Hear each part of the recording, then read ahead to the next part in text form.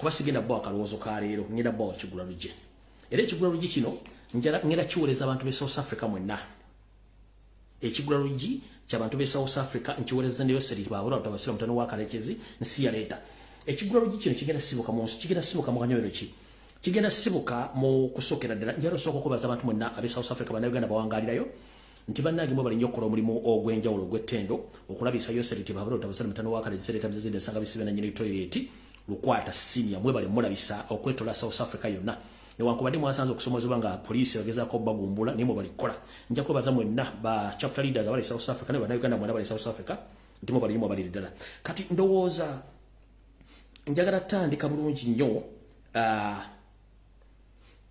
akalowoozo kaliro njagala kagenderera abantu be South Africa mwenna bannayuganda ng'era njagala Yoseri nawe kana kino ekigulalo kigenderera Yoseri nga nsooka kuzanya ddoboozi lino mulyoke mulitegeere mwenna abadde balowooza nti Yoseri akwagala oba oli wa enale oba oli wani ng'oli mu diaspora tana kyakwetaaza yagamba yafa ku bizinensi ye famire ye talina mubanja talina gwabanja mubadde South Africa nga mukola ssente era nga muziteeka mu Uganda mulabirira famire zammwe muzimbye amayumba muguza amamotoka mukola bizinensi naye omusajja bwe yavudde eri ebigambo by'ebyogeredde mujja bitegeera nti omusajja talina mukwano gwe era nafunye information ndaga nti n'abantu mwenna bade bagati muwagira Museveni namwe mwavuddeko envi ku mutwe olw'ebigambo byayogedde kati ndowooza kansokenza nnyo eddoboozi ne lya Yoseri nga li South Africa oba njala soka tegeeza ensi nga batabagamba nti Yoseri yabadde agenze kulambula ku mukulu munne Ramaphosa muyaye munne banditi batebasinkanye n'ebigambo byayogedde South Africa byadde bizibu nnyo kansoke mbajjukizemu katono nti omukulu Ramaphosa naye ali mu kaseera kabi nnyo ngena kuza omwezi abiri omwezi ogwokusatu guno gwenyini gwe tugendamu opposition oba abavuganya government ye bateekateeka okukola countrywide lockdown okwetoola eggwanga lyonna bazikize South Africa bako yakamanyiro kati Yoseri ku nzimu ensonga ezamututeeza ekyama yagenze kuwa butya Ramaphosa lwagenda okuyita mu kantu kano n'okuba nti alina okuteekawo security ey'amaanyi n'okuba aba South Africa emiggo abasigadde babasiba busibi zezimu ku tactics zadde agenza omuwa okujjako n'okulambula ku bizinensi ze n'okumanya ebintu ebitambula bita mu South Africa mweyogeredde ebigambo bingi yatuse n'okugamba nti ba South Africa batambuza business bulungi nnyo era ba investors bawe balungi nnyo balina business itambula ng'oggyeko bannayuganda abali South Africa batamanyi nti balina ssente okujjako nti yamayo bayita basangoma ba South Africa bakimanyi bulungi nnyo butyo teyayawudde mwani naani bonna bali South Africa n'abasiige ettoomi era ensi yasesse naye ensese kaki njala sooka bategeeza nti buli muntu yenna ali South Africa ng'omanyi nti toli documented tolina mpapula omusajja ono alinga eyagambye migration oba poliisi ya South Africa etandika obbanoonya nti mwenna muli bazzi ba misango muzamu akitegedde bulungi oba oli wa NRM oba toli wa NRM statement gyakoze yabawaddeyo buwi owa Ramaphosa n'ebitongole bya gavumenti bitandika obbanoonya nti muli bamenyi b'amateeka naye nga temumaze mu South Africa ebbanga ddene nga munoonya ensimbi empya n'enkadde eno yabadde statement ye bw'ate bwe yayogedde muwulize bulungi Yoseri ng'ajerega bannayuganda bali South Africa. So I'm glad that you have got together the businesses of Uganda and the businesses of South Africa. Of course, South Africa had more entrepreneurs who had capital.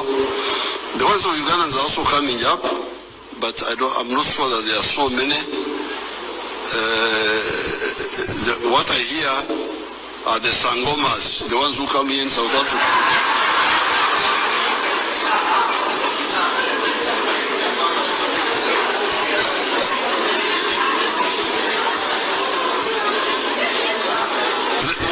They come here to South Africa and pretend to be curing this disease, curing the other one. I think those are the investors that are coming here.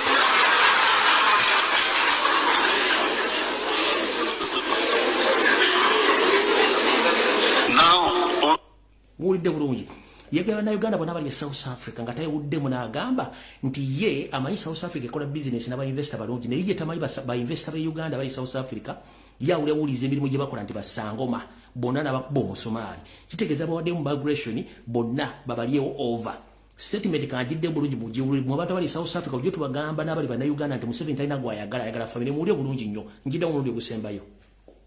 So I'm glad that you have got together the businesses of Uganda and the businesses of South Africa. Of course, South Africa had more entrepreneurs who had capital. The ones of Ugandans are also coming up, but I'm not sure that there are so many. What I hear are the Sangomas, the ones who come here in South Africa.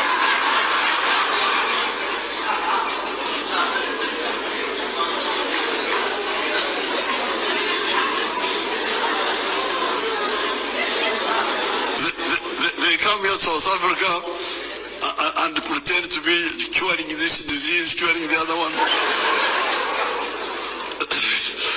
I think those are the investors that are coming here.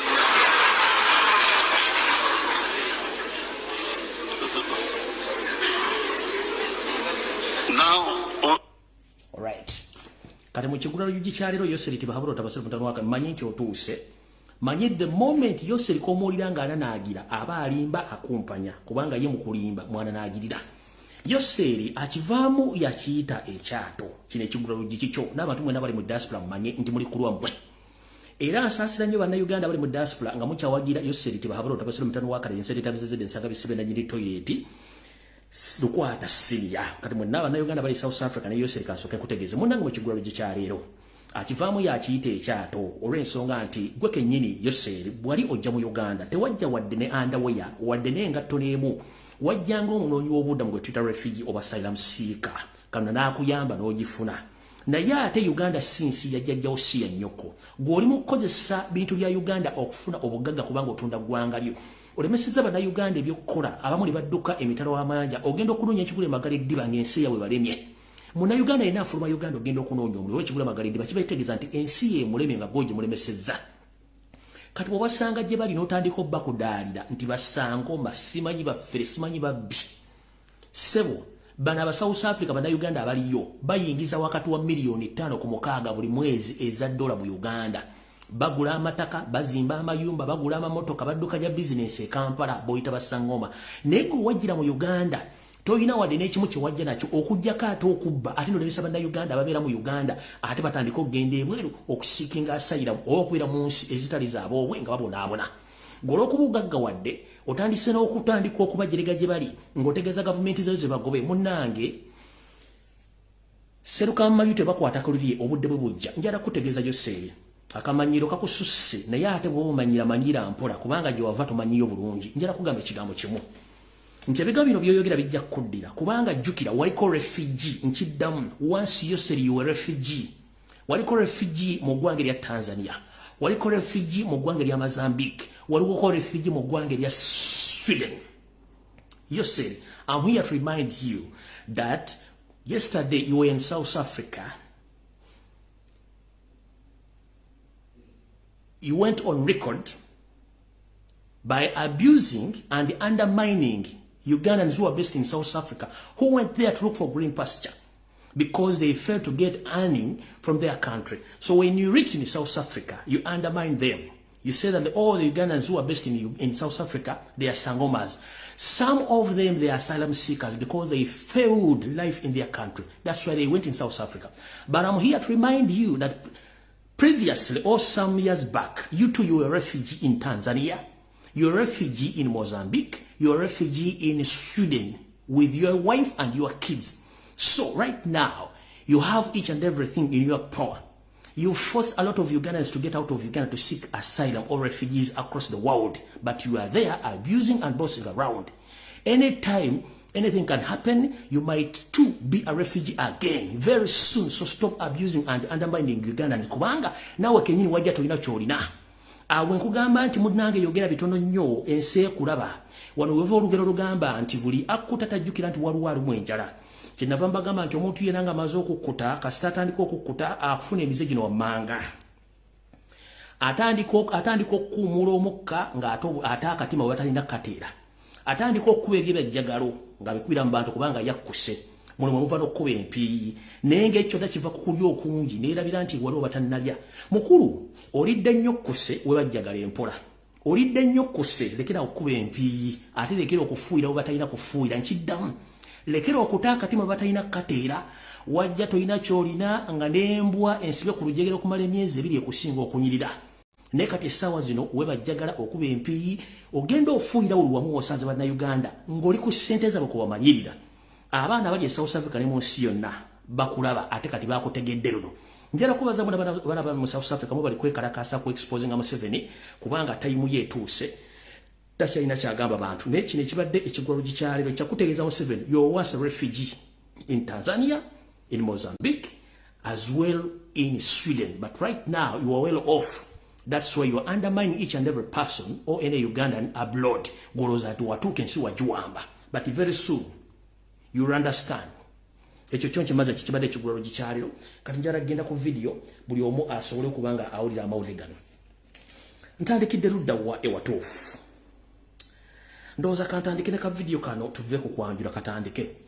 Nabagamba nti abasajja bano bannabyabufuzi ba old guns ba political prostitute akola statement nga togitegeera ne mujjukira nagamba president wange Robert Kyagulanyi Ssentamu muti bannabyabufuzi bolina bano ba old guns balina move gye bazannya EHK ekyawaggulu jjojja okutegeera obutagitegeera ne nkugamba nti Loyo Mopya mu kuteesa Mathaasi Mpuuga Nsamba ne munne bwe bakuleeta Mengo balina akakosa k'okuleeta Muhoozi Mengo nete wakimanya nendoza wakimanya lately kati bwe bamala baleete Muhoozi naye jjo nawuliddeko omukulu ono Medard Lwega Sseggona ng'ali mu kwogera Mengo alina ekintu kyeyayogedde kye mutaategedde munnabyabufuzi yali mu DP basajja bayaaye nnyo akola statement n'asooka basanyusa n'ayisaawo kyayisiza bukyanga Buganda etandika okubanja ebyayo emyaka gigenda 50 Lubega Sseggona nga mulina muyaye munnamwe mabige Mengo mutandika okola statement nga muze tusobola kuinterpretinga statements zino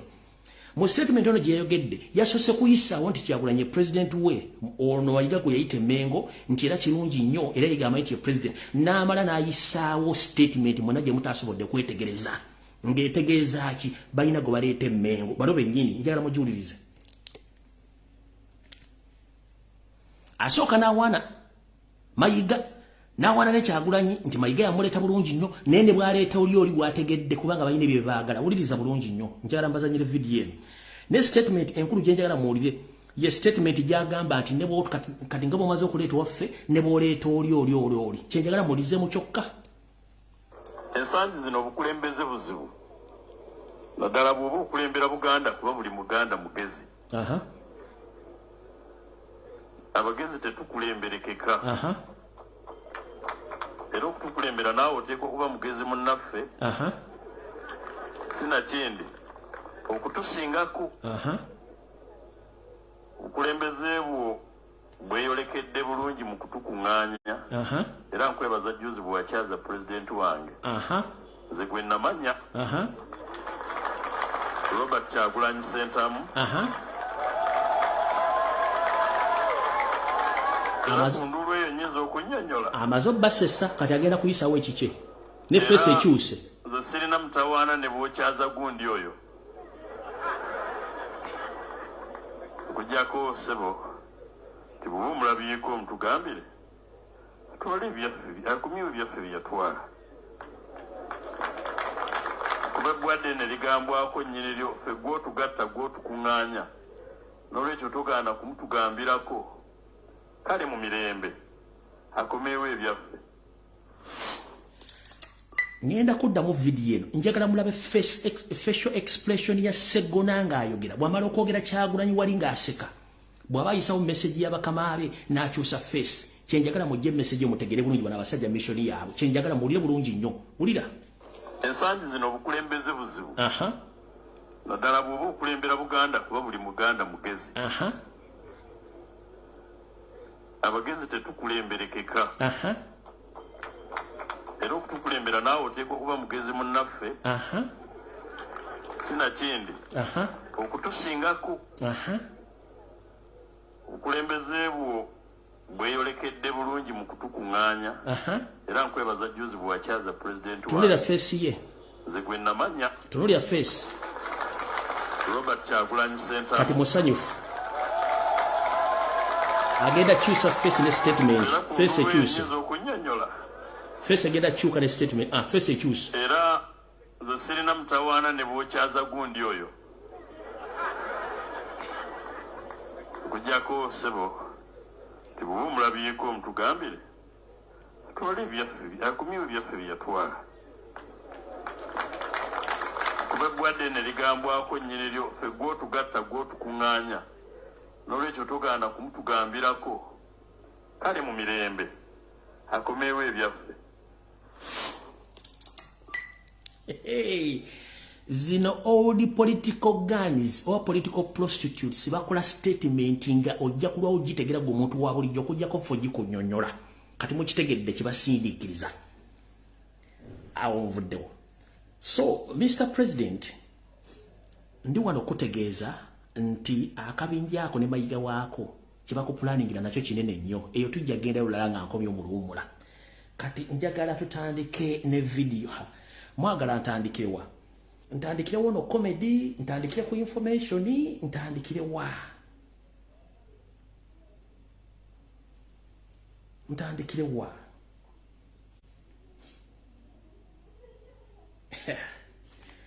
Yesu Kristo.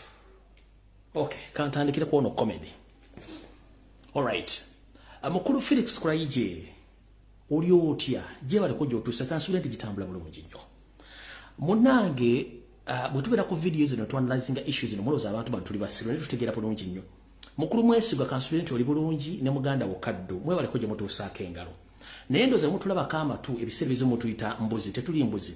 Kati one muganda Wakaddo ngali ne Yoseriti bahabula utabasira mutanu wakale. Si yo Kaddo gwogamete muganda wo. Oyo state agent ngali ne Yoseri. Oyo Kaddo ngali ne Yoseriti bahabulwa. Ekyo tukimaze. Era yono wano Kaddo ngali naawe. Si oyo. Ngali naawe Kaddo. Eri tumusanza ali ne Yoseri kati ngana ali naawe. Ekyo kiwedde. Kati eyo nga sinagenda. Ntandise bwente. Mukulu Felix Kuraije nkulamusizaako je bali ko jotusaka engalo kansulenti gitambula bulungi. Kansokenze bana Uganda katono nnyo. Mu history okuva Yoseri yayingira bya ofisi bya Uganda abantu bamwanda mining bamunyoma. Ndebo yabera nga meeting izo nezatuleza government yatulanga bwati nasirika ne mu kusirika ko yali abala bintu bingi nnyo. Era kyovolaba waliwo omuntu afana Yoseri esawa zino. Tulimu engeri gyakola bintu ya Yoseri nyini asoka nasirika bana banga atalaba nengala buli kimwa kibala the same tactics. Na ye emyaka egijo najjo Yoseri abadde mu Uganda nga akola tactics enkambwe. Kati twatuusa olwaleero azzeeyo tactics ez'olukumulwenda 7-8 azikomezaawo nezo tezikyakola. Reason being ekisookera ddala Yoseri bwali ng'oyagala okuvumisa gavumenti zonna enkadde ezibaddewo gamba eyobote yasooka newetaba mu kutwala mu kulumba olubiri lw'Emmengo okuddusa Ssekabaka Muteesa newetaba mu kusula gavumenti ya Amini newetaba mu kusula Kitokero zino zo zitulamu era ng'oyinaba agent bali mu gavumenti ezo naye ng'okola otya wajjanga n'owamba n'otta abantu ng'oyambadde yunifoomu za gavumenti ezo zonna bw'omala okutta abantu ate n'okumawo emisana n'obagamba mulabe kye nabagaye mutuwa abaana mwaganye gavumenti yabase abantu ne bakwatibwa ennaku ne bakuwa abaana by force ogenda okulwana.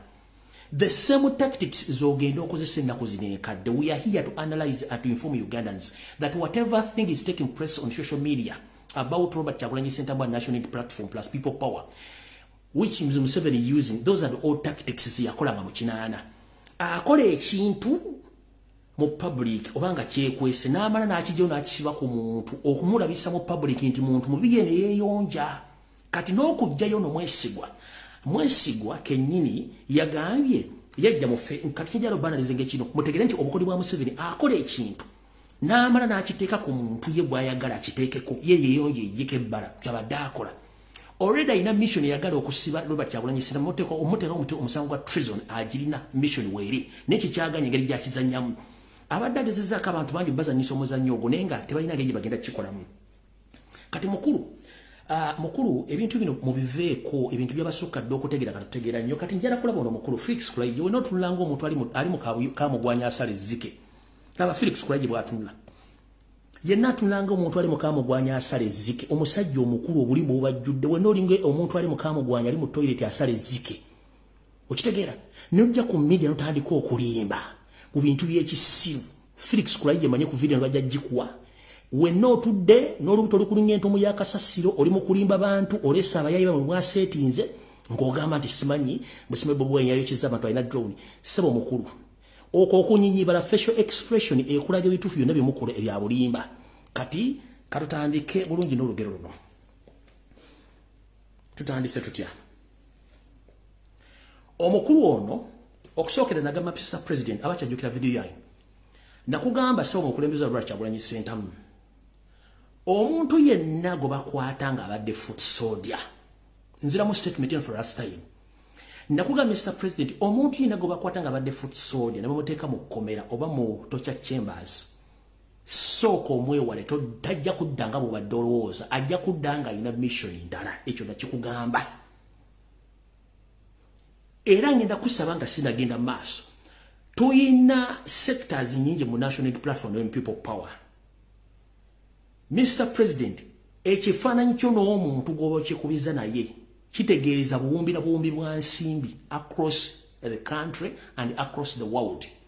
So the moment omuntu afune ekifaananyi naawe kimuwa access ku protection okwetola ensi yonna ne kimuwa access okufuna ensimbi ewayo seriti bahabula otabasoma mutano wa karekezi kati ngenda kusaba tuyina departments let us share the work omuntu ina bwava mu komera nga badde foot soldier oba munnabi abufuzi toddamu kwekubira ekifaananyi muleke omukulu owa mobilization wali kisa center mu wali general secretary wali n'abalala abantu bano bagenda kukozesanga omusingo okukola bye baagala ono okujja balina mission bamaze omutendeka njagala mbazanyire video yasooka mulabe bigabya yayogera mbazanyire video efulumye olwala mu facial expression ye nabaga nti abantu bano bava mu kobera ngamazo basomesa kye bagenda okukola n'okwogera then tulyoke tugende ku kiddako ono yemwesigwa nga amaze okutukira Robert Kyagulanyi Ssentamu mutumire facial expression ne body language then mbazanyire mwesigwa wali mugenda kutya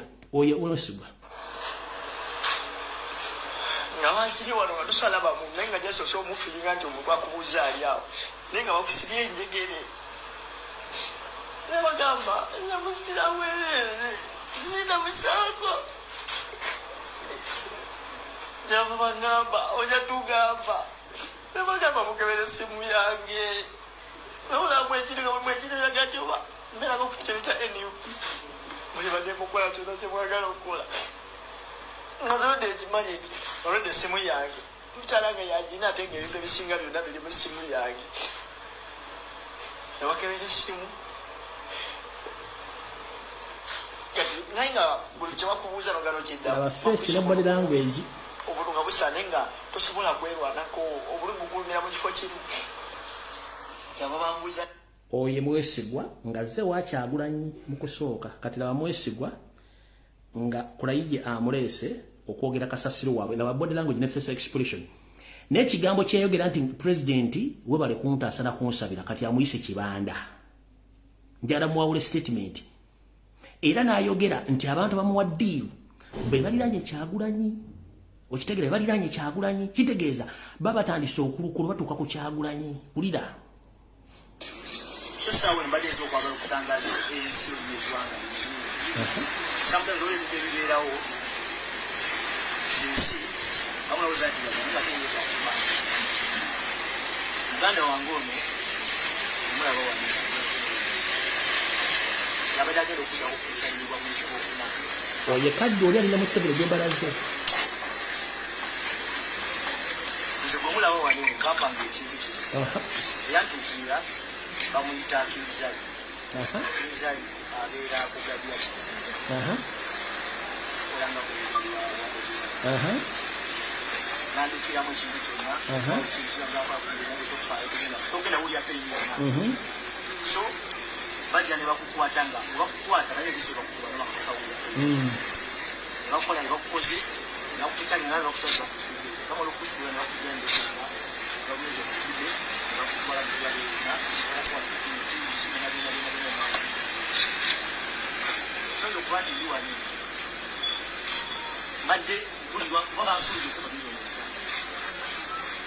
yawe baba yeni kwali ke alakade saka funa soma ya kuyo kupangani ya batakambula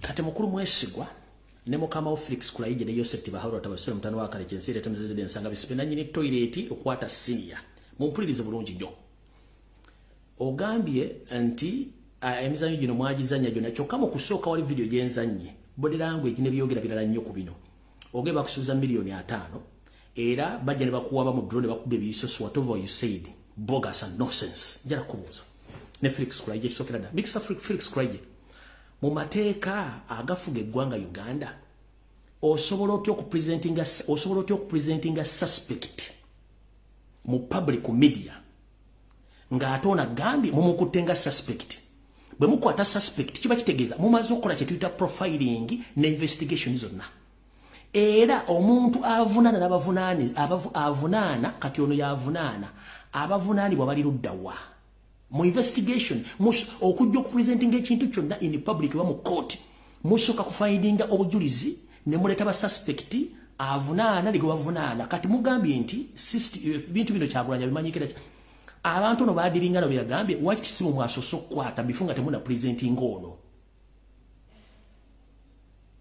kubanga oyino ku presentinga ono go presenting zulayo nga ayogera nti obadde oyina kusooka kukwata bali bonna n'olyokoleta charge sheet n'ogatugenda muvuna n'emisango ABCD bano ba suspect n'obateekawo no kati kino mukoze presentation mu public kati mu court mugenda teekayo kuba this is a criminal case and a blackmail mwandibadde kye mwandikoze mu investigation tebasobola ku presentinga suspect mu public nga tali mu court mu suspect yenna appearingira mu court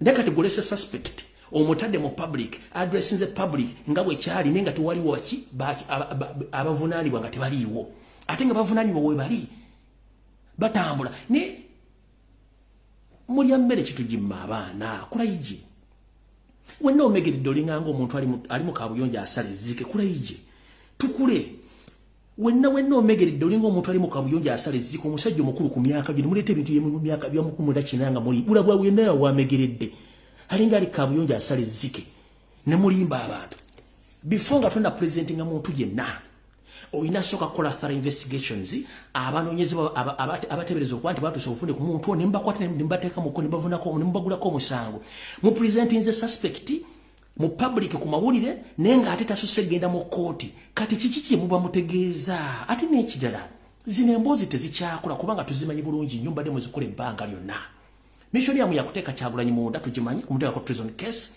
era kuba mu bagenda omulumiriza tumanyi ti mwabate settinga ddawe bali mugenda bagenda mulumiriza kubikola ebitaliyo naye tutegeera nnyo ku guno omwaka byonna emukola zo firimu za muzifiire mu kati ngenda baga bana Uganda omwami ono tetumuwa nnyo matu kubanga he had become a diversion ono Eric n'akabinja ke diversion tugiveeko n'ekirala kye batandise okugamba nti Kyagulanyi awagira homosexual which is wrong Kyagulanyi n'ekimuganya okugenda ebungereza yayimba oluyimba ng'awakanya enkola eyo kati badidde bonna abaana bali ku TikTok bonna ba internet propagandalist batambuza ekiboozi lwaki Kyagulanyi tavaayo kwogera ku homosexual bakifudde nti atabiwa no diversions bazikola no Museveni akola ekintu kye bayita blackmail asobola okuteeka ku billions and billions of money okwonoona erinnya lyo in any way possible akusse wansi agenda okuttanga amaze okwonoona image yo eyo system gibaddamu Museveni ng'agenda kutta omuntu asooka kwonoona image ye mu public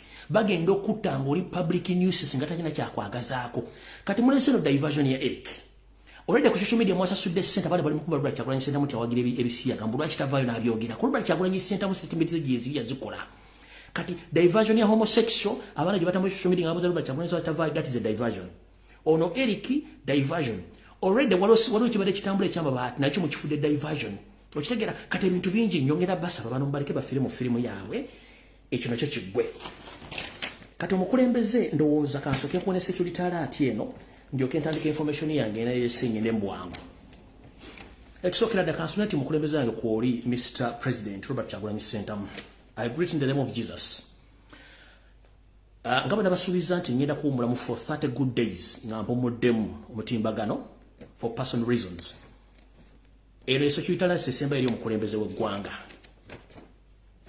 kansooke njogere mu luzungu Mr. President Robert Kyagulanyi Ssentamu, I'm here to inform you that whenever the state fails to kill you, the state finds any way possible to eliminate you, but using the close friends, the close friends of you, or your relatives, or your counterparts. If the state fails to assassinate you, the state makes sure that he uses the close friends, the close relatives, or your fellow politicians. Kati wano wenkugambira nti mukulembeze wange njalo mwegendereze nnyo. Yoseri tibahabulwa ye takyasobola kukuba kisasi obokozesa ekintu kyonna. Wabula nti government webe kulemereddwa gokutanga omuntu esobola okukozesa omuntu yenna akuliraanye either mu nabyabufuzi, esobola okukozesa omuntu associate wo, esobola okukozesa bodyguard wo, esobola okukozesa omuntu yenna akuliraanye okutuusaako obulabe either family member oba politician munno okukola ekintu kyonna kye baagala okukola okutuusaako obulabe. Kati njagala ompulirize. History asoma bw'ati nti government weberemeddwa, when the government fails to assassinate you, they either use your friends, family members, or your associate to finish their mission. This is exactly what is taking place. So, Mr. President, I'm here to remind you that the history can repeat itself in Uganda, because I'm here to inform you and to give you the further evidence about what happened previously in other countries. Mr. Bobu and Robert Chagulanyi Sentamu, please listen to me very carefully.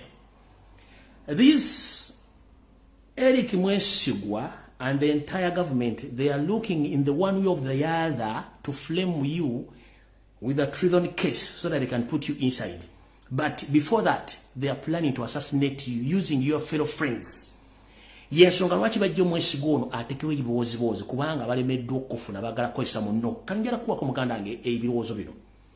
Wegendereze nnyo abantu abakuliranye ebyo bintu nzize mbigamba nega nti abantu abakuliranye bagenda okuvirako entabwe. Iranza, I don't trust anyone around you. Ngenda kuzaayo.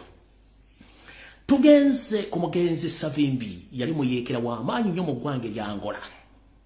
Era Savimbi eyamutta yali close friend. Yali sort of friend and bodyguard. Savimbi tewali atamujjukira ali wa Angola. Tugenze ku mugenzi Sankara owa Burkina Faso, ono idol, some of your idols, omugenzi Sankara. Ali agoba kuteka ku mutimbagano wonna. Sankara wa Burkina Faso bodyguard ye yamutta. Tugenza ku mugenzi Desire Laurent Kabila owa Congo bodyguard gwe bakozesa okutta Laurent Kabila. Tugenze ku Sir Edward Mutesa oba Ssekabaka Edward Mutesa bakozesa mikwano gye egiri okumpi Abaganda okumusenda okumuletera omuwala Ssekannyo eyamuwakanya kawulire n'afa. Tugenza ku mugenzi Saddam Hussein owa Iraq bakozesa inner circle member owa Republican Guard nga America emaze okuteekawo $1 million n'alinkinga Saddam we yali ne bamunywa ne bamutta. Eno nkuwa history nsoma ibintu bibeerako reference. Omukulembeze wange nkuwa history neekolako ne reference. Nti government bweremerera okutta mu public esobola okukozesa omuntu akuliraanye okutta okutuusaako obulabe. Nakati bano kye bali mu kukola ekyokulabirako kyekyono Eric naye ate eriyo abala balinga Eric abagenda okujja ne nagamba nti omwana yenna gwe bakutte oba foot soldier bwagenda baba mu trainings kyekyo okukola nono Eric ebigo byeyogedde bimatankala ng'empale ya Museveni. Kati mukulembeze nkugambye n'enkutegeeza nti nze ngenda kuwumula ennaku zange 3 nga siri ku social media naye weegendereze nnyo kuba ekigenda okujja kika.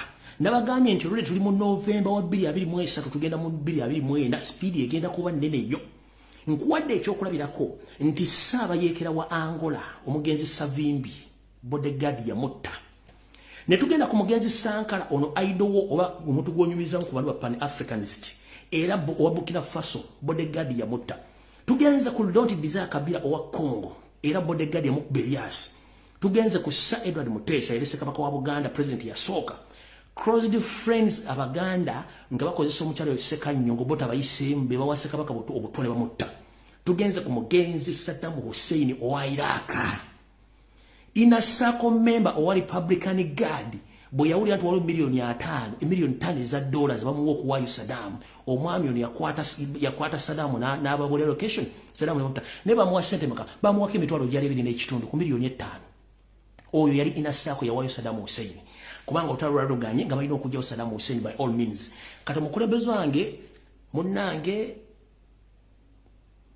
radio bwekubikira tojikuba mugere nze nkwadde yisule nkubuulidde setubeferinza okutta esobola okukozesa omuntu akuliraanye okitegedde bulungi kati awo nvuddewo nyenze ku information eyandeese kuba ekyo mbadde njala kuyisa obuyisa mawulire gange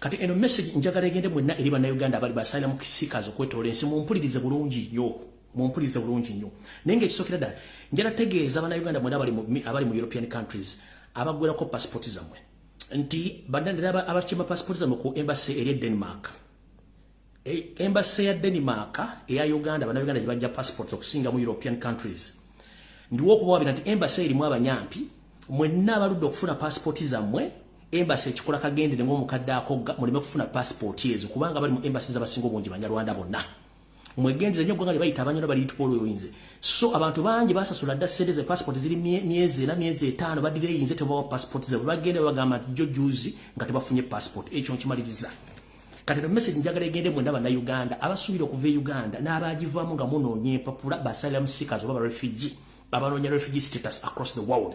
This message is loud and clear. Mumpulirize bulungi nnyo sagala mugaito omusajja teyatugambye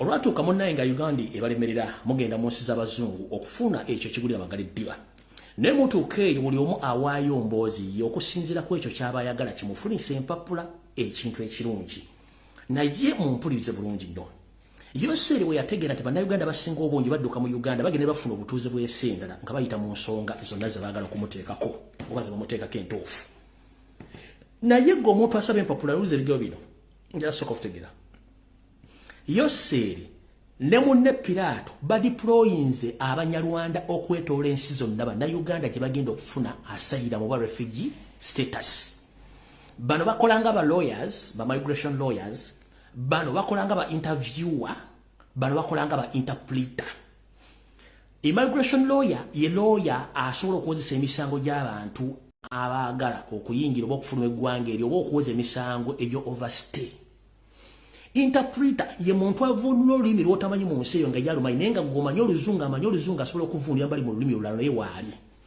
era ba interviewer ababuuza ebibuuzo ebyo mulimu ba agent ba Museveni naye mubadde mwina kye mutamanyi abasinga obungi gye muli mu nsi yonna mwasaba dda asylum nga mugenze myaka 3-4 tebakuddangamu reason being Museveni bya deploying abafere bano bonna abali mu offices mu America, Canada, Europe n'ensi ezisinga obungi application zammwe zonna information gye mwawaayo bano abasajja bawangayo information ndala that's why nti mudireyinza okufuna reply okuva migration offices across the world eri bannayuganda basayira musiikazi ekyo mbadde temukimanyi omuntu akubuuza ne bagamba omanyi lulimi ki no bagamba nti mmanyi luzungu oba oluzungu sirimanyi mmanyi Luganda banoonyayo omuntu gwe bayita interpreter nga amanyi Oluganda nga amanyi n'olulimi lw'ensi eyo n'ebiseera ebisinga ba interpreter abo babeera Abanyarwanda mwegendereze nnyo akubuuza ebibuuzo ng'abiza mu lulimi lw'abali naye yennyini Oluganda batalumanyi n'oluzungu olumu baba tebalumanyi bagatta lugatte kati gobo mugamba nti muna Uganda ekinzirisiza bwe kinebwe olwokuba nti ali ku mulimu gwa Yoseri ebiseera ebisinga babakola recommendations enfu ne mulinda reply okuva migration oba empapula zammwe ne kigaana solution yino bw'obanga oli mu nsi z'abazungu wagenda kusaba asylum mu Uganda please genda okebere ku file yo saba file yo gikebereko ne bw'obanga ogenda teeka application y'okusaba asylum oba okusaba refugee status making sure nti migration lawyer gwokozesa wanseyo munansi oba mweru ekirala bw'ofuna omuntu yenna interviewer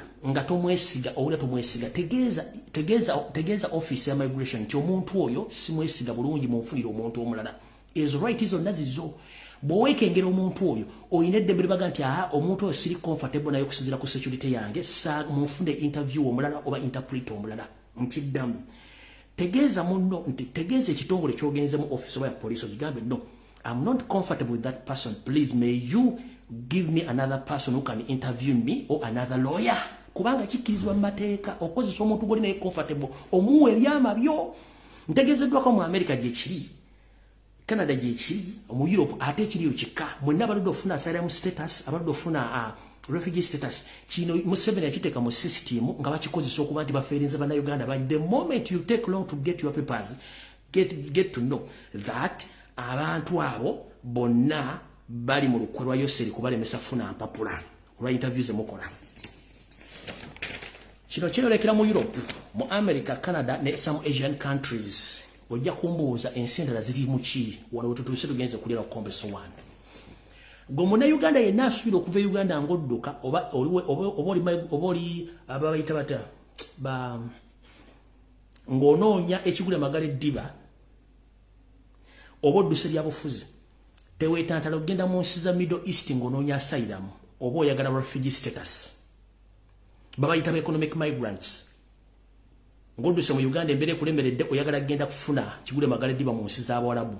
Nkiddamu Geneva Convention gye muli agreement zezimu ku ndagaano ezaasayiningwa okwetola ensi yonna nti omuntu waddembe okwekubira enduulu nga ayagala kufuna engeri gye bamukuumamu olw'ebizibu ebiri mu nsi either entalo oba ebyamaka oba ebyeddiini, ekyo kikkirizibwa. Naye mu nsi za Middle East ensi ezisinga obungi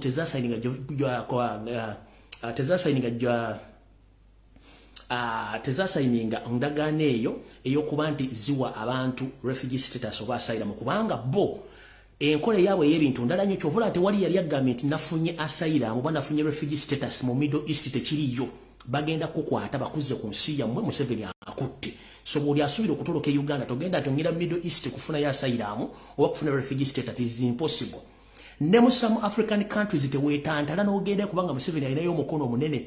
Jjukira nti ye alina ensi z'akolanagana nazo okuzza bannayuganda e Uganda. Naye ng'ezimu zikyasetulinga basalamu seekers naye nga yo Middle East kakutanta n'odduka bw'ogenda Middle East kufuna mpapula owabuda mu nsi ezo. It is impossible. Ensi mw'oyinza okufuna empapula Europe, America, Canada ne some Asian countries, Middle East, part of Africa, kafu. Geneva Convention Agreements, Middle East ensi ezimu tezagisayiningira koda tezeetaaga kumanya ebintu kyobula tebagaba yasayiramu tebagaba refugee status tebiriyo. Okitegedde. So ndo mubeere nga mukimanyi bulungi nnyo nti ebintu bye mbagamba mubiteeke mu nkola mujja kubeera bulungi nnyo era buli kimu mujja kitegeera. Onvuddewo. Ngenze ku mawulire agatalinda. Njala mwotangire Meeya w'e Lubaga ne Erias Lukwago.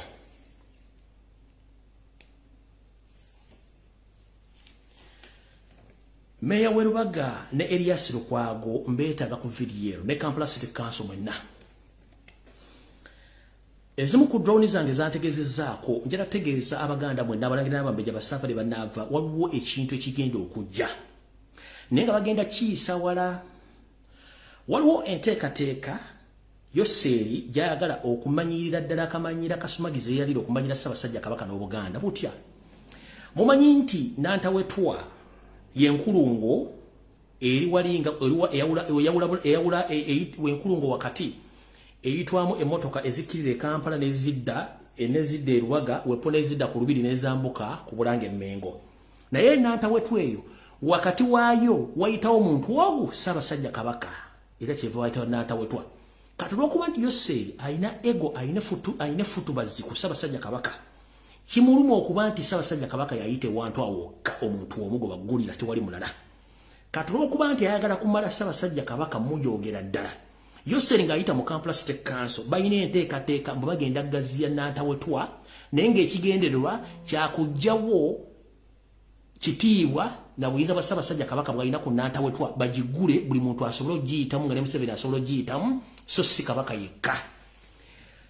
Drone zange zategeezezza nti omuntu ali mu kintu kino kitambuza era kiguza bakansala ye Meeya w'e Lubaga omupya owa National Unity Platform gwe bayita Mbeera ze Mawula Zaki. Meeya w'e Lubaga Mawula Zaki Mbeera ze bakuwaana okudduka ate toyita wammwe. Diru yammwe erimu emitwalo gya $20 gye mwagala okutambuza abantu b'e Lubaga mu kitegeere.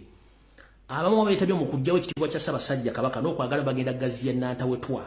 Mission ya kujja ekitiibwa kya Ssaabasajja Kabaka nti lwaki ayita mu wakati wokka ye nga muntu omu ng'ate n'abantu abalali ku level y'emu y'entegera ya Yoseri. Molokuba temulina buwangwa muloza nti buli kimu kyakuzanyirako kino kibagambye mukiwulire bulungi kijja kubeera bwe kiraba kibadde omukama yamanyi nze drone zange zampadde amawulire mbategeeze Obuganda mbategeeza nti waliwo enteekateeka nga bayise mu meya w'Olubaga division mbeera ze Mawula Zaki bakansala basinga obungi ogendo bapolota okuba nti baagala kuyisa ekiteeso ekyo n'antawetwa eddemu egaziibwe naye kino mugenda kikola ne mission ey'okugjawo obuyinza bwa Ssaabasajja Kabaka bwalina obw'ekitiibwa kye nti buli muntu asobola okuyita omwo n'aleega buleezi ku lubiri oba n'aleega bulange nti lwaki Ssaabasajja Kabaka yaliyo n'ekino ekintu Omunyarwanda yakirimu yose eri okwagala okusanyawo ekitiibwa kya Ssaabasajja Kabaka kati mmeeya w'e Lubaga mbeera ze Mawula Zaki nkutegeeza muganda wange bakuwa n'okudduka ate tokyampuluka bunyampulukusi lyako by'oba osobodde wadde oliwa national unity platform zesisaagana banyampi bali mu national unity platform nkutegeeza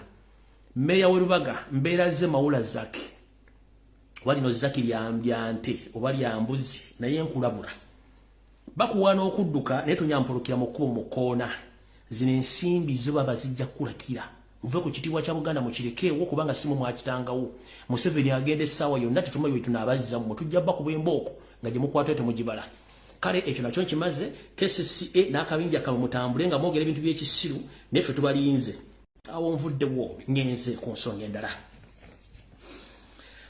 omanyi bwe nzijjawo ne mbagamba ebintu ne mwebuzabuza nga bafuka banaaba nga mulooza tebibeerewo ne bimala ne bibeerawo babiwaddemu akaseera katono nnyo kati yoseeri olwaliro kankujje wabinyise mu nsuwa n'ogenda South Africa gye wayogeredde ebikankana naye before nga tonnagenda ku makya ku Lwokubiri wasooka n'otuuza meeting mu State House Entebbe ku ssaawa 3 ez'okumakya then n'olyoyolekera eggwanga erya South Africa yoseeri mu meeting eri wabaddemu wekennyini Kalekyezi Kayihura Bahati Sejjusa ne Meja Kakooza n'abantu abalala mu meeting eno muyina ekiboozibozi ekirootanga abali ku lusozi nga mukojowa ne mutandika okwogera pulani zammwe ez'okusalako ebitundu bya Uganda obizza ku Rwanda kubanga mugamba nti Rwanda abafuzi b'amatwale bagiwa ekitundu kitono nnyo so nga ate eno mu Uganda mulaba nti bannayuganda bebafu nnyo tebakyagala nsi yammwe mwagala kugisalako era mugenda teekawo engeri y'okwerwanyalwanya nga okuli mu Congo nga mwagala kusalako bitundu bya Buganda oba Uganda obizza mu ggwanga erya Rwanda mubigatteko mission eno mwagitudde mu meeting nga tonasitula genda South Africa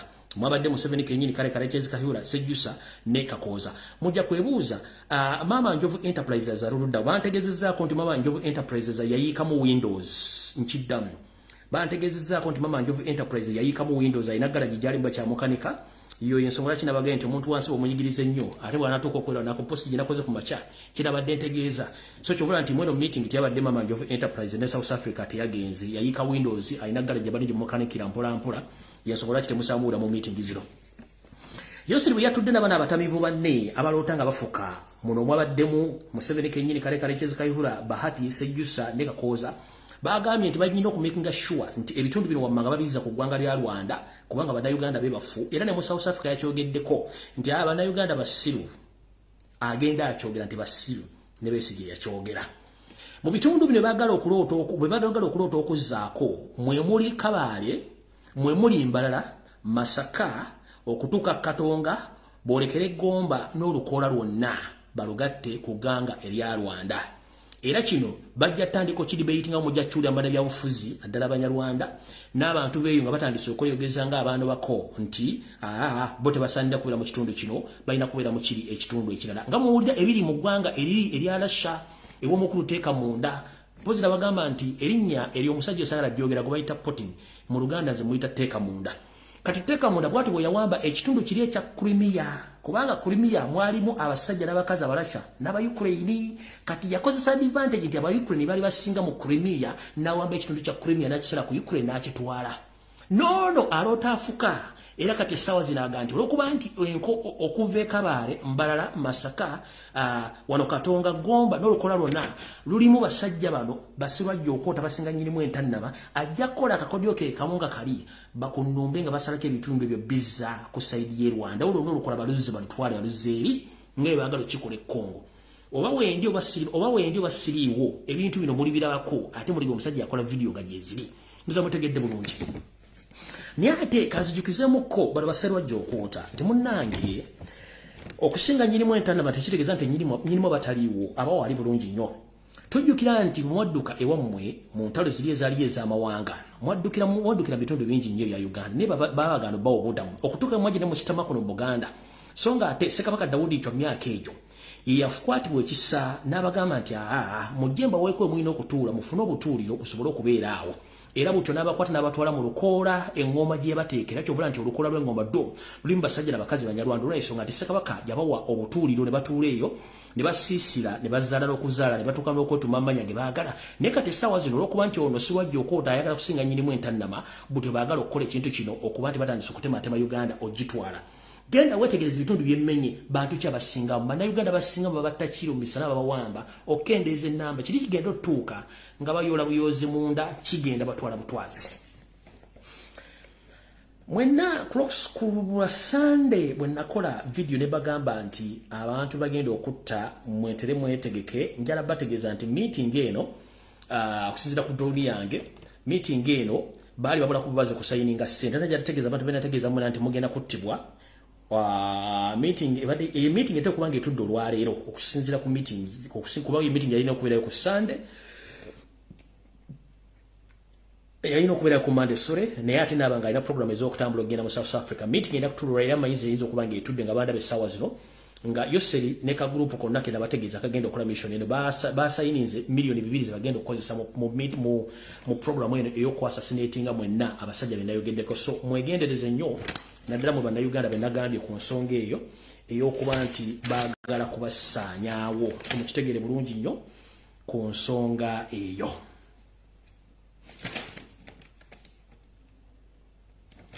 awo nvuddewo ngenze ku nsonga endala ebintu bingi bitambula mu Uganda nabagamba yebuvudde katono nti abavuzi b'empanka ekintu bakitadde ku level y'amaanyi ne mbagamba nti mujja kuba mulyango baga nti ekintu bakireeta mu parliament kiteesaako kiki ekyabaddewo era kizze bakiteesezzaako naye soka weebuuze lwaki kigenze ku social media bakipromotinga nnyo bakiteeka Robert Kyagulanyi Ssentamu eno yiina ensonga wulira nabagamba kigenda kujja mu parliament tekizze naye lwaki bwe kitusituse kisitukidde mu Kyagulanyi Ssentamu ba ena propaganda list bakitambuza bonna Kyagulanyi tavana yogera simanyi biki bwe yana musajja wattu Kyagulanyi simanyi bofuna n'otuloba batutega kuuma agenda mu kabuyonjo nga wa NRM hayita Kyagulanyi abeera ku TV nga nyimya music wa Uganda abeera kulinya Kyagulanyi goba mu njunga mu ndabyabufuzi abeera ku Kyagulanyi goba akyaye ayogera ku Kyagulanyi agenda otegeka ekivulu era ateeka mu Kyagulanyi agenda okubba ayogera ku Kyagulanyi kuga muntu sobedde sima musajjo bakyebaka buli muntu yenna ku TV gwowulira ali Kyagulanyi neko keziganya okumamira mu Kyagulanyi aziganya okumamira bana sima bakoze biti Kyagulanyi umusajja mufudde kibannange omusajja muleka abereko wayina okubeera kati programu z'abasajja bali mu kulya mu kasasiro waabwe era Kyagulanyi mulese mutaddemu waliwo n'abawala abaabulwa ebyokkola badda ku social media n'ombuuza okola ddi toyina musajja tokola ki n'akera ku makya n'aleekaana nga gwe bataddemu ebbombe emabega najja n'awoloboka omugambo naye nga omujja mugulako omusango ombuuzo waayi okusinziira ku musajja gw'otwalaganya ebigambo by'oyogera obijja ludda agenda atandikaga bansonyiwe ate saategedde bannange mundeke nange babiŋambye please making sure nti ebigambo by'oyogera biri well calculated okitegera bulungi nnyo Kyagulanyi mufudde emboozi enteganya okuwaka Kyagulanyi agiganye agenda okubba Kyagulanyi annemesa ali mu parliament omusajja mufudde buli kimu simanyi nti omusajja yeebaka agenda okukola concert bwayimira kazindalo tate Kyagulanyi biki omusajja mulekeko yeebake njagala bategeeza omusajja mulekeko yeebake kati essaawa zino mulese mugenda kiteeka mu parliament nabagamba kigenda kujja kikyo kizze ku parliament naye njagala osooka weebuuze lwaki bakireese essaawa zino kati njagala bawa analysis yange mu mbeera bbiri zino ekisooka weebuuze we nakyogeddeko nti kijja lwaki bakireese mangu ku issues eziri mu Uganda zisinga obungi nekijjawo ekyamabaati Anita Amonge okubba amabaati Nabbanja okubba amabaati Kashayizi okubba amabaati ne baminisita ne ba MP okubba amabaati ne bakibikka ekyo kati bakifudde diversion okukiteesaako mu Uganda tulina ebizibu bisinga kasasiro gwe mugenda okuteesaako teri munna Uganda agenda kuvuga mpanka ne mukireese okuba nti mwagala kusuula Kyagulanyi n'okwonona erinnya lye y'ensonga lwaki mukirebesesa ninja nasooka kubuuza ekibuuzo kino golowooza lwaki NRM erina bambe ba parliament 325 bonna balina diploma diploma degree masters PhD n'abalina doctorate lwaki era balonzeeyo Asumani baswale mukwano gwa Kyagulanyi yabaleeta agenda akole bamuwadde agende mu luwumula mbwate addemu abagetteeko eryo lwaki era bagenda kuba bagambe nti olaba nti era mukwano gwa Kyagulanyi gwe bawadde agenda ateeka etteeka eryo mu nkola liteeka isooka weebuze teeka wakabuza lwaki mu bantu lwaki siwa NRM gwe bawadde etteeka agenda alikole why of all of people is baswale the opposition balina okunywa ku mazzi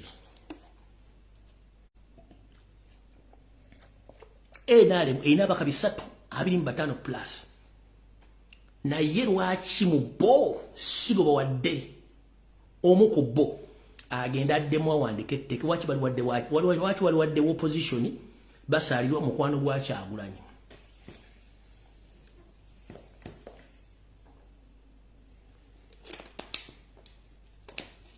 ekintu kyonna politically bakikuba bakiza wa Kyagulanyi kyonna bakikuba bakiza wani wa Kyagulanyi era abaguyaguya ababuyabuya abatoletoole abavumponga byo yambunga ba NRM bagenda kuvenga bakidwavenga bakiza wani wa Kyagulanyi tibali waddera mukwano gwa Kyagulanyi yagenze nakola etteeka ba member parliament aba NRM temwasoma oba ekyo nkitaddawo kati wulirize mbooze Yoseri tibahabulwa lutabaisira mutabano wa Kareke nsire tamuzezede nsanga bisibe na nyini toilet lukwata senior mukuzanya data politics teria mukwatira nsawo mumpulirize bulungi agenda kozesa ox ebeteka lyokuvuga empanga nga political platform okulaba wawafunira mu kusaidi zino bili wa manga nchiddamu Yoseri agenda kozesa etteeka ly'abavuzi b'empanka agenda kikozesanga political platform okumanya wawafuniramu side bills eziriwa esooka waliwo side y'abakyerupe egamba nti etteeka lirina okuyita kibeera official Museveni abaagalako ensimbi abaagalako mulemeza mu buyinza n'omukuuma nkiddamu waliwo side esooka y'abakyerupe abagala etteeka lino liyite Museveni nakati bamukuumidde mu buyinza bamuwa ensimbi ate abaagalako protection omulemeza mu buyinza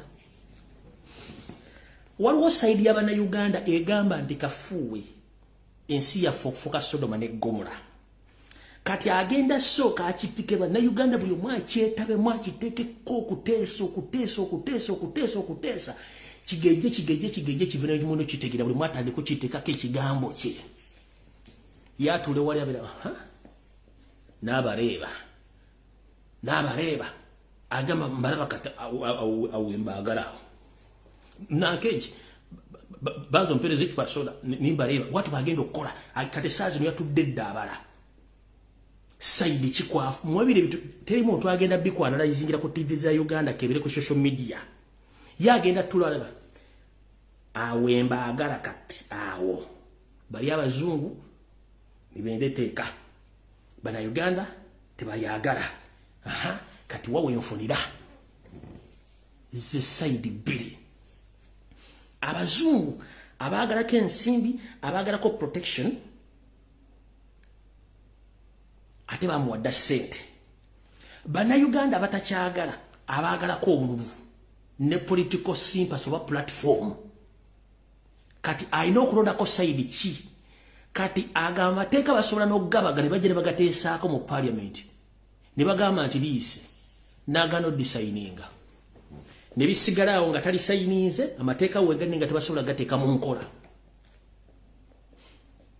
ekyo mukijje ku nze basobola ogenda Asumani agenda gakola agaleete bagateeseeko era waanike emikono nga parliament ekkiriza nti ligina lifuuse etteeka bali mutwalire aliteekawo ku mmeeza agaana oddisayininga lisigale mu transit tagaanye takiriza jukire teko kola bayino kumalo designing ko official nti bali tande ko lifuke teka e option weri aleme kunyiza bana Uganda aleme kunyiza bazungu kubanga obulubwa bana Uganda abwetaaga n'abazungu akola ki abetaaga kati wano tugandi semusuta guli muntamu toyina ntamu ndajogenda fumbamu niyo musuta mweguli niyo ino fumba okozotya kati wegende agenda kikozesanga political agenda kukozesanga kadala kajja bufuzi ngekisingo bukulu ayagala okumbwa bazungu ayagala ensimbi zaabwe kubanga akimanyi bwava mbuyinza abawedde ayagala obulubwa na Uganda naye atakimanyi bana Uganda alina soko batekamu ekintu kino kibanyikire buli mwaki teseko kifuke national issue wa national matter abachiwagira abatachiwagira abere banji nnyo kati ngobakakanya ayinzo bagateka disayinize mulaga nti kyecho yo abako kubyo mupiira oba munfuna abako kubyo mupiira super kyenvudde gamba nti kino bagenda kikozesanga political platform oba kadala kebyo bufuzi guess what buli wamu kati kyekyogerwako mu ggwanga eggwanga lingeeta ina bizibu birala naye nga ensonga za Uganda eziruma bana Uganda wava bwano byali bale kiteesebwako essaawa zino oba kyane bakyogerwako wonna kati ani agenda kifunamu era ye still yanoonya wagenda kifunamu zamutegedde bulungi sides B ezo naye nsose kubuuza lwaki essaawa zino bakidwave nga bakiza Kyagulanyi kubanga bamanyi nti ewa Kyagulanyi wali abana bali ku social media basobola okwogera kati bwemukisiba ku Kyagulanyi abawagira Kyagulanyi balina okuva ku defendinga Kyagulanyi kati n'abatamuwagira NRM besasula balina okuvayo kipiko kiteeka ku Kyagulanyi kati mutandiko mwekube public what's going on social media kigende mbutabe kigende mbasomero kigende public mutandiko kipika mweke nyiri mu kipiko bala bakati mukyogera ko mukireke just keno njagadde bawachi puli yango ekintu nyo kigende okulaga okitegera bakivuga bakimanyi Kyagulanyi yalina numbers balina kimotekako kati namba ya Kyagulanyi yalina erina okudefendinga Kyagulanyi by all means omujja mu kintu kino kati yo government ebe ekipika ekiza mu public kifuke national matter ba national issue bakyandiko kidiscussingako yatule wali watega mbalala awe mbagala okitegeera awe kati wonna watu wagala nenga ina sides buli side agenda soka jikalichuletingira afunira luddawa alioka amanyi wagenda okufunira abakuba omupiira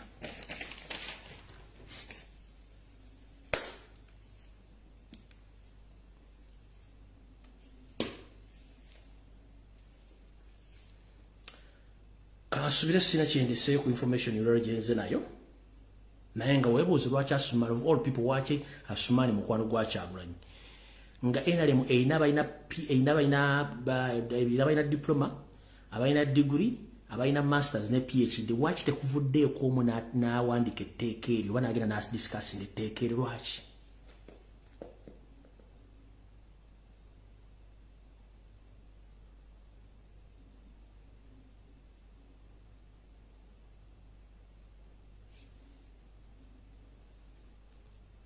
amasimu ngatadde naye nga bana bagambye nti nina okuwumula banyabo ne basebo ngenda bategeeza nti ennaku ze nabasabye ndizo ngenda zitwala by all means olwa embeera yange gyendimu na biki byempitamu nina okutwala ennaku 3 era munzikirize ngenda ku video esembayo olwaliro nina okuwumula ennaku 30 ebisigadde Katonda ajja kunkwatirako namwe mwebereremu ate musigale nga mugobera buli kimu ekigenda mu maaso mu ggwanga amasimu ngatadde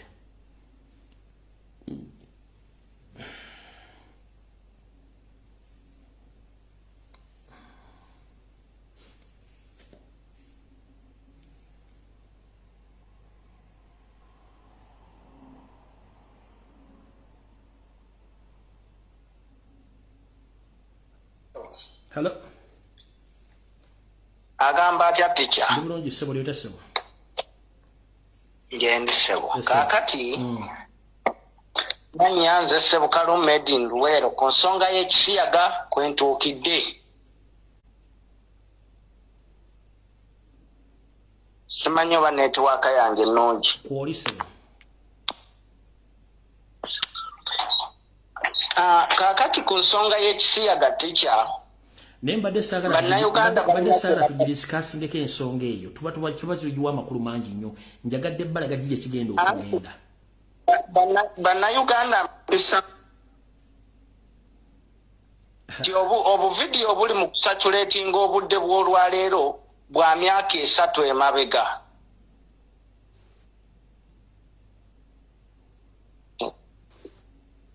Eso.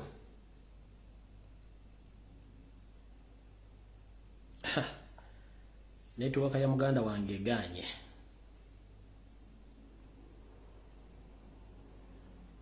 Network eganye. Anti muna guno kwokuba bokuba te ku WhatsApp ne bakubako information evako basobola kuwuliriza.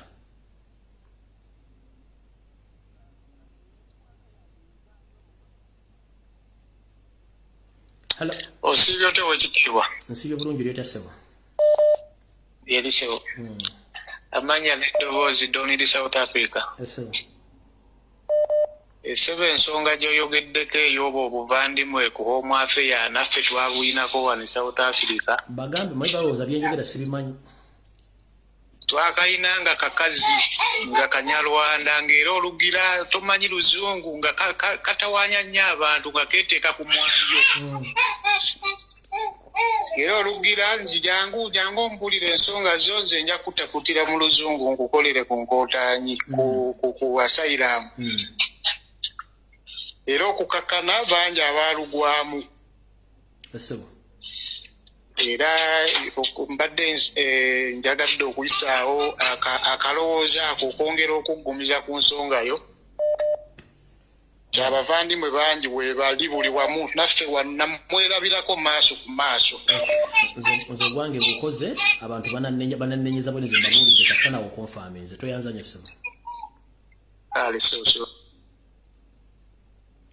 Hello. Kulamusiza teacher. Wange bwenge ssebo gye baleka ssebo. Kale sto. Ku nsonga ya Sseruka Maisha Sserwajja Okoota Museveni kyakoze ku baganda baffe abali abawangaire South Africa. Ekitulaga bulazi nti tuli safe. Bulazi nti bannayuganda ffenna abawangaire South Africa tuli safe. N'olwekyo tulina njagala abakulira NUC chapter South Africa tukole petition tulitwalire UN wano South Africa ne Home Affairs ye South Africa. Bwe kibasoboka tusabe batutwale tugende mu nsi gye tulirawo nga tuli safe. Ekintu ekyo ekyayogeddwa Sseruka Maisha Sserwajja Okoota Museveni ekyo ekintu tumanya abantu bawano tumamanya entegeera. Okiwulira muganda wange kintu kya bulabe nnyo nga bw'okiwulira muganda wange. Kintu kya bulabe nnyo nga kale ssebo toyanzanye ssebo.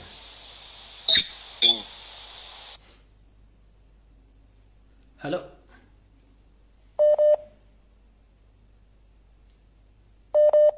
Bwe mba nkukutte notakwata simu muganda nge mba nkuleka abantu bangi abaagala okuwulira okuyisa amaloboozi. Hello. Yes sir. Teacher gyebale. Kale ssebo nawe gyebale. Gyebaleko. Nze nsinzidde wano Botswana. Yes sir. Akati nze manye nange neewaayo okukola omulimu gw'obwannakyewa munnaaye sina kyamaanyi kyenyinza kukolera. Yes sir. Nze nasalawo nange n'ekintu kye naye nasalawo buli akuvuma buli avola Kyagulanyi penge Darema gyalimu essaawa eno nze nagimuteekamu kati. Yes sir. Akawunti nzikwatamu walina akawunti esoba mu 10 ate osese nziguzaawo gundi zaabwe baba balina ogijjayo yagalagaana gakuba nti abamu bonna mbasinza bategeera aba NRM. Inga ekintu ekyo byakuvuma genda mu yayisima ogitukwatiramu ogijjemu ebyenda eyayisima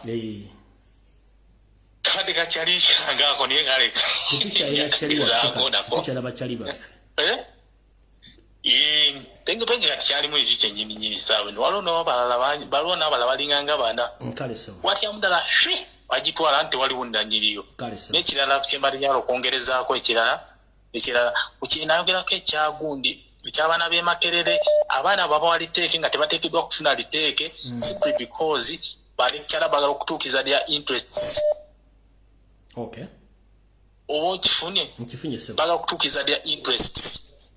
Abaana baba oluusi ebiseera ebisinga nga tebateekeddwa kufuna liteeki. Nijja siye namuforcinga n'akikola n'akidesigninga nga ye to fulfill their desires. Kale beera bulungi. Hello. Ichaje baleko se. Kale nawe je baleko. Simanye empeerezaayo. Amina itambwanga aloga mujjawo. Oba itambwanga mwigawa kabako buto yanguwa. Neti kyalumbuyo tukubye omuggo munene ennaku 30 nyingi.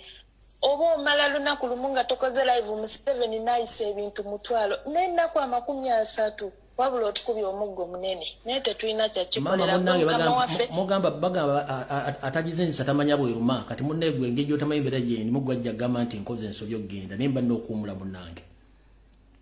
Negwe watumanyiza then n'ekyokulala Mr. President Kyagulanyi Ssentamu taata tuyambe security alert gye bakuwa ogiwulirize tetulina kyakola otukubye omutima bwe bakera ku makya ne bakuwa information n'obanga otagiwulidde olaganga nti oba bye bakugamba bifu ne ate ekinaatuukawo Abannayuganda ogenda kuba otulese mu bbanga tubadde tukusaba busabye owulirize information eyo. Kale munnange tikyawe bale kuweereza kama kutukumire mu luwumula lw'ogendamu. Kale nyama. Hello. Sebo nyabo.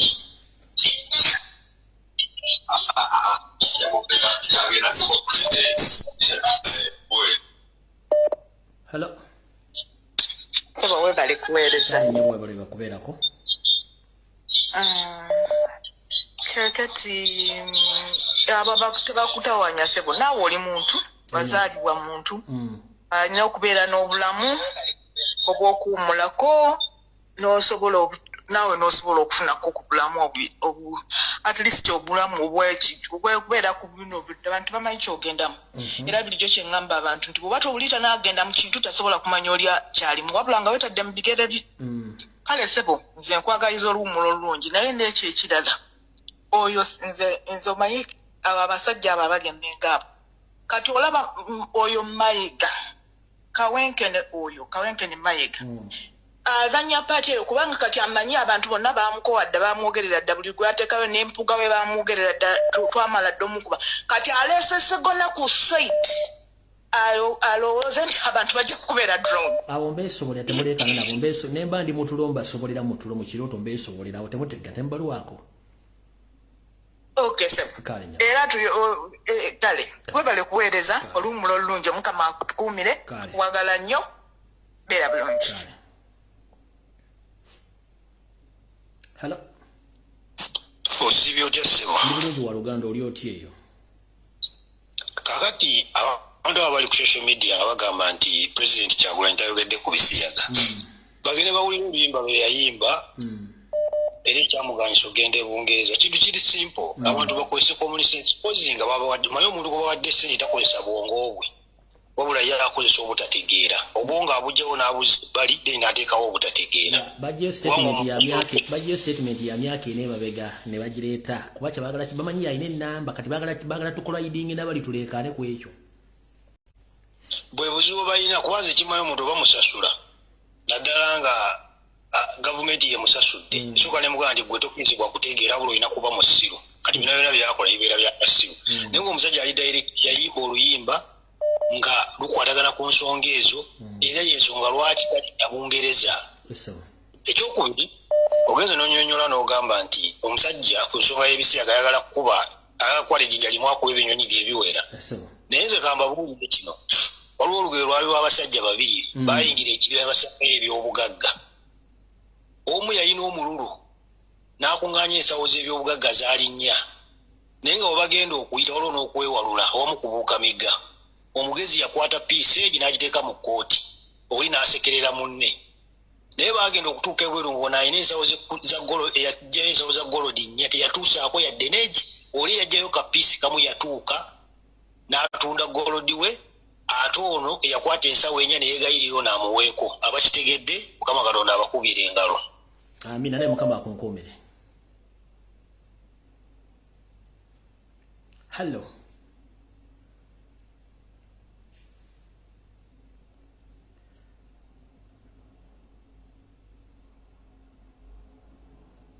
Hello. Tuweereza mukwano. Kale nyabo nawe jebaleko munnange.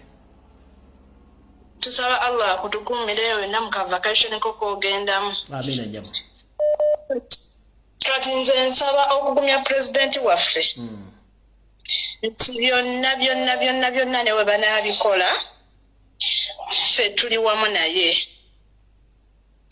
Ate Museveni byonna nze nkugamba byonna ne bw'onaabikola era ojja kgenda oba otyo ojja kgenda. Ekyo beera ng'okimanyi ssaawa yonna. Then n'ekirala pulezidenti waffe bambi nkusaba security alert ozitwale ng'ekikulu ennyo.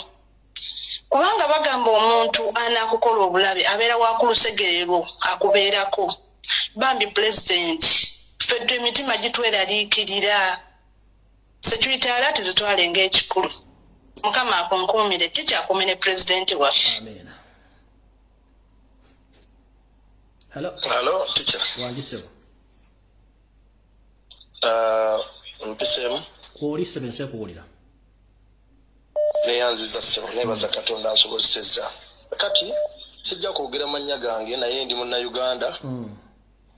Nenga okusinziira ku bigambo byotusomeseza olunaku olwaleero bikwata ku nsi yaffe n'obulamu bwaffe. Njagadde nange okuyisawo ekirowoozo kyange mu bufunze. Nti nga bulijjo nga ffe Bannayuganda tulina omutima ogw'okwaniriza naye bannaffe bwe twayaniriza awo we tutuuse kuba oyogedde ku nsonga y'okuba nti n'ebitundu by'eggwanga lyaffe ebimu bapulaninga okubitwala. Naye nze njagala kwogera ne Bannayuganda mwenna gye muli abali mu ggwanga Uganda n'abali e Bunaayira nti awo we tutuuse kiri gye tuli okusobola okulaba oba ddala kituufu tuli Bannayuganda oba tetuli Bannayuganda mu nsonga zino wammanga nti bw'onyaniriza omuntu yenna mu nnyumba yo n'atuuka olunaku n'agamba nti kino ekisenge nkyagala oba n'owulira mu nga nti ebisenge bisatu agenda bisalako bitwala kiri gy'oli okukwata omuntu oyo gwe wayingiza mu nnyumba yo gwe mwennyini okumusayira amagezi okufuluma mu ngeri yonna. So Bannayuganda yonna gye muli abali mu ggwanga Uganda n'abali mu mawanga ag'ebunaayira nze guno mulanga gwe mbakubira batikya omulimu bagukoze n'abalala bonna okusobola okulaba nga batutangaza Katonda asobodde okubawa obulamu okusobola okulaba batukubira tooki olwaleero TV ze waffe broadcasting zonna zaafa naye guno gwe mukisa gwokka gwe twasigaza okusobola okulaba nga tufuna information etuyamba okulaba nti tusigaza ensi yaffe n'abaana baffe betuzadde n'abazzukulu b'abazzukulu basobole okweyagalira mu nsi yaffe. So n'olw'ensonga eyo tukwebaza nnyo olw'omulimu ogwo ebisigadde Mukama Katonda akutukuumire ne Bannayuganda mwenna tuwulirize nnyo omulanga n'ebyo byonna bye batumulisizza mu bitwala nga bya mugaso tuve ku baana abakomenting ebitaliiyo n'abaagala okulaba nga bawugula information batikya gye batuwadde. Mukama bankuumire, Mukama bampere omukisa. Hello. Sebo tija je baleko sebo. Waluganda we balikobera ko sebo. Kale sebo. Kakati sebo ensonga gye njagala okwogerako muganda wange gye ndabye ezeeyoleka ewa Kagame ne wa Museveni. Ng'ojokonyekera mu programu ey'olunaku olwaleero.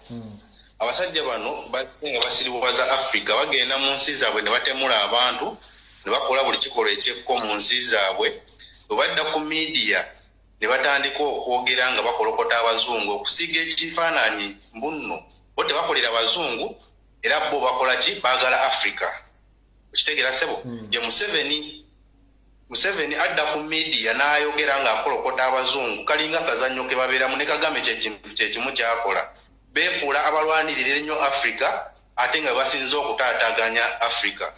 Okitegeera sebo mukama wange era byebigambo byayogedde South Africa omulaba yeefuula akolokota abazungu yeefuula eno nga we yeefuula alumirirwa abaki Abafirika naye ng'ewe gyava Abafirika kyabakola kyekyo muganda wange enteesa yange. Tuyaza Joseph.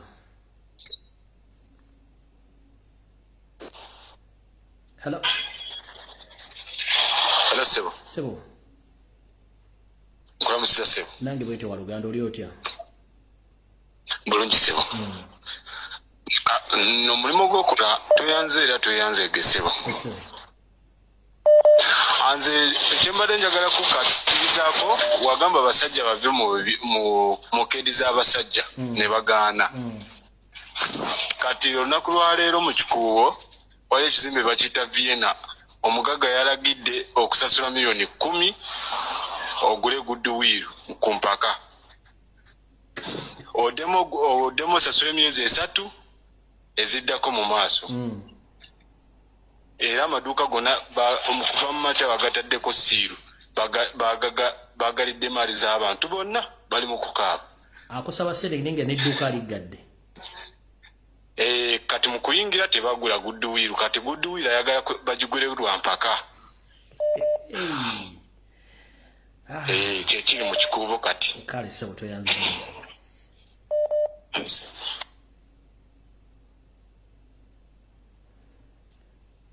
59 toina network muganda wange 59 connection toina network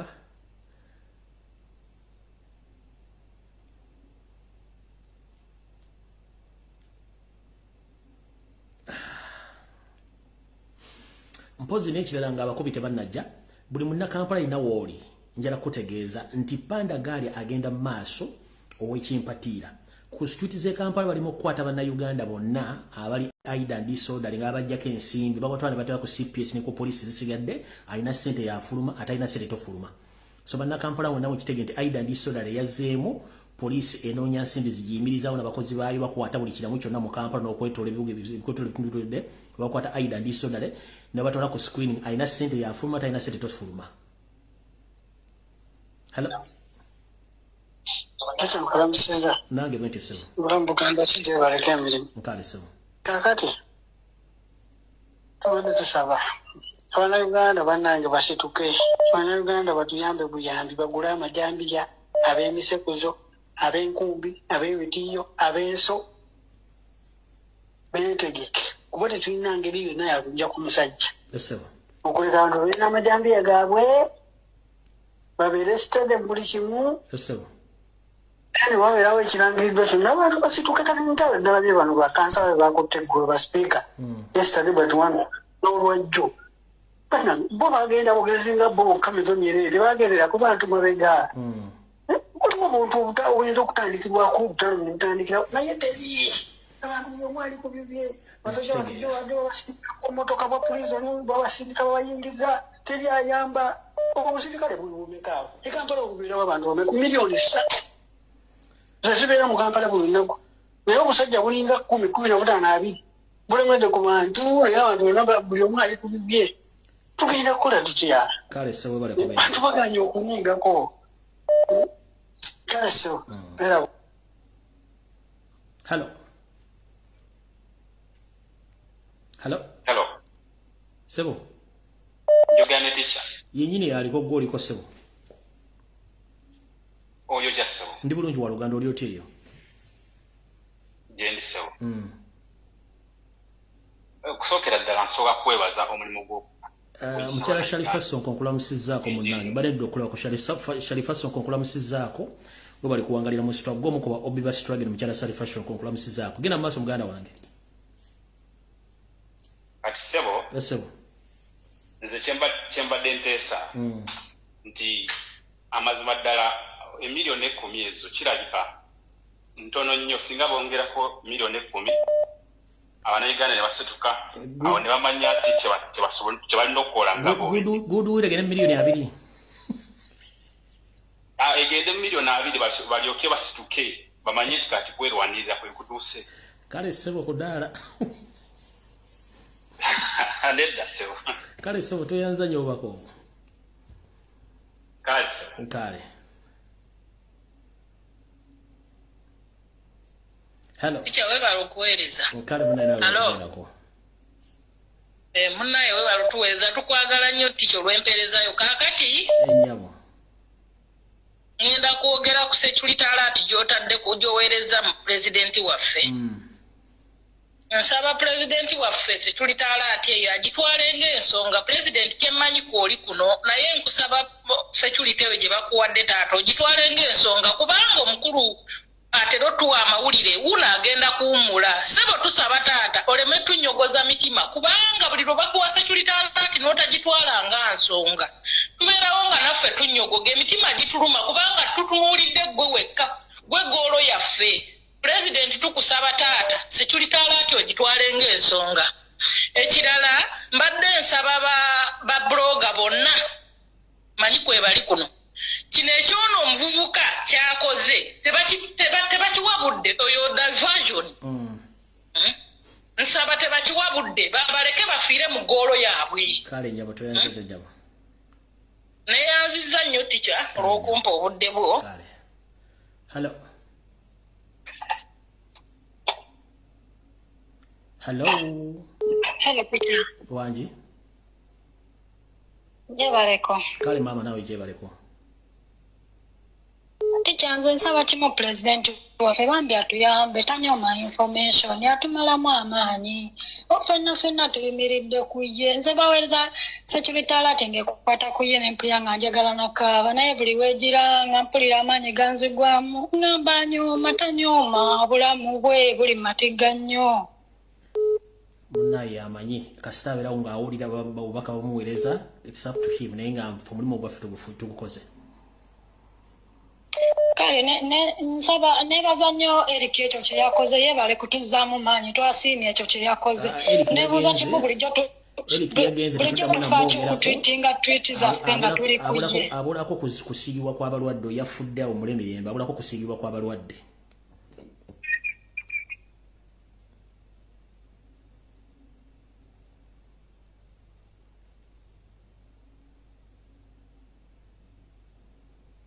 hello Hello mkwano nsanyusa okuwuliriza nange bwentyo nyabo gyebaliko munnange kale mukwano weebali kuweereza tukwagaliza birungi byokka mukama akutukuumire amiina nyabo mbadde njagala kwogera ku nsonga y'ebisiyaga bino maama ebisiyaga ebitambula mu ggwanga empanka zino bwe tuzoogerako tuba tuziwa promotion mukwano twogere ku nsonga ezizimba eggwanga tukiveeko tokubira sitaani kalango kati katwogere ku bantu be bajjamu amagi abakyala yogenda maaso sabula tugende ne abasawo bangi abakola mu malwaliro ga gavumenti nga tebali qualified nina omuntu wange yagenda okumunaaza munda n'agenda nga bamugambye alina ebizimba simanya biri mu triangle babeere nga babinaazaamu n'okumusobozesa okuzaala alla yatugerera muganda waffe oyo teyadda ngulu bakunaaza munda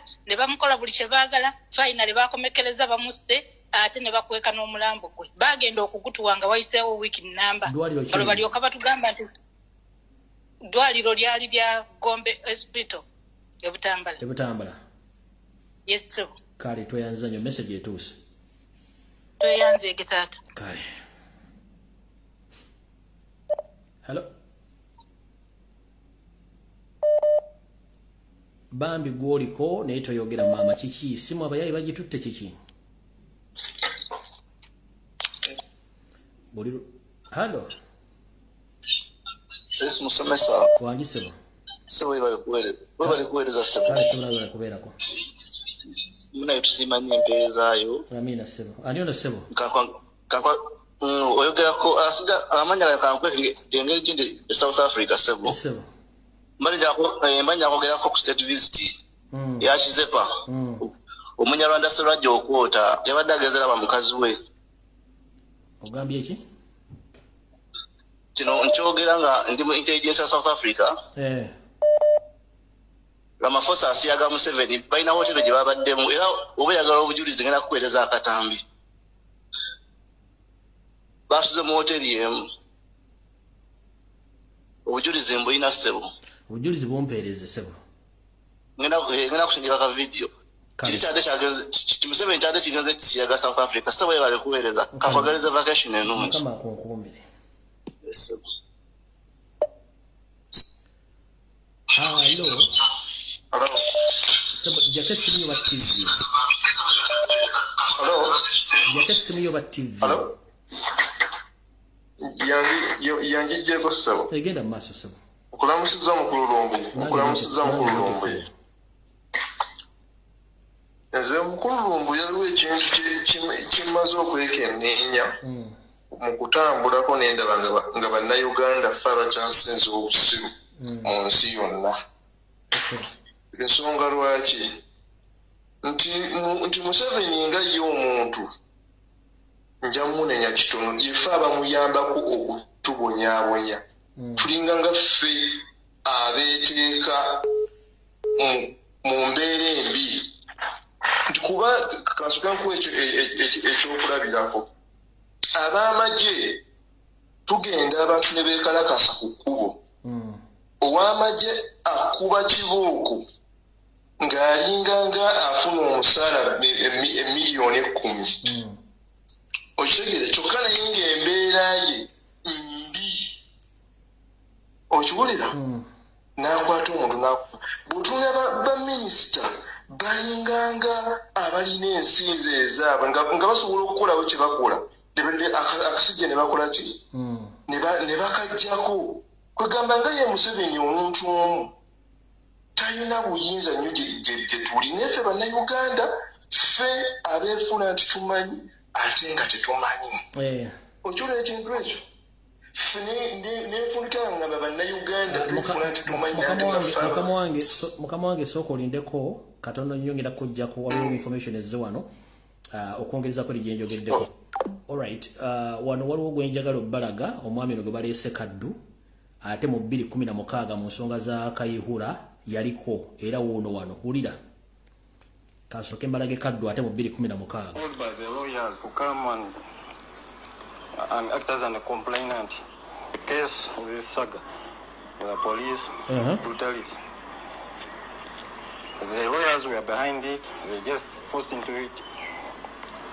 But what I just want you to assure you is that huyo Kaddu mu 2016 behind it